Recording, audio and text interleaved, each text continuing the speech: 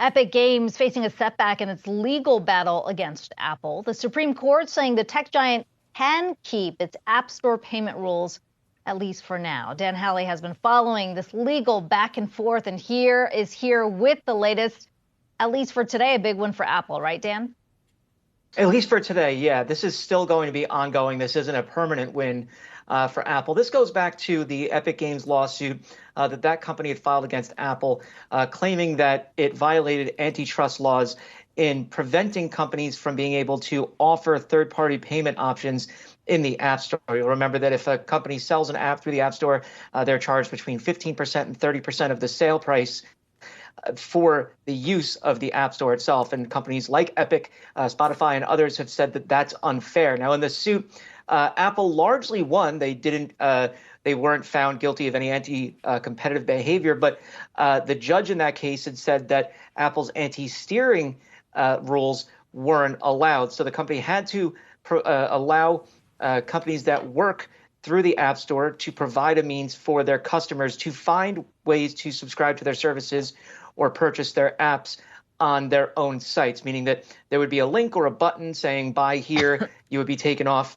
in the case of Fortnite, to Epic's site where they could offer potentially a lower price than what Apple would charge. Now, the Ninth Circuit Court had upheld that, saying that Apple did have to provide that, but they put a hold on forcing the company to put the rules into place so that they could go to file a appeal with the Supreme Court. Now, this win today for Apple comes after Epic had tried to lobby the Supreme Court and say, look, we don't want Apple to have to wait or be able to wait for their time before the court to put this into effect. We want them to do it now.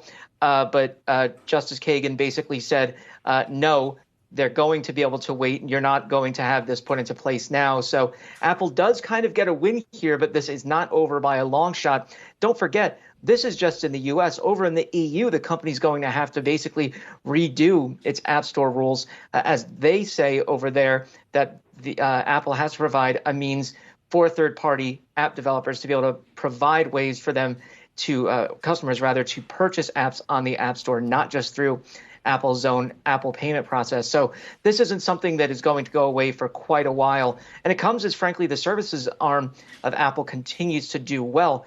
The big reason why Epic is important in this, just to give you a little bit of background, is that games are the biggest part of sales through the App Store. Epic Games Fortnite, a huge game, but this could also set a precedent then if it moves forward and Epic ends up winning in the end, for other video game companies to be able to offer these kind of call-outs, buttons, links, to be able to purchase things off of Apple's App Store, cutting into Apple's bottom line.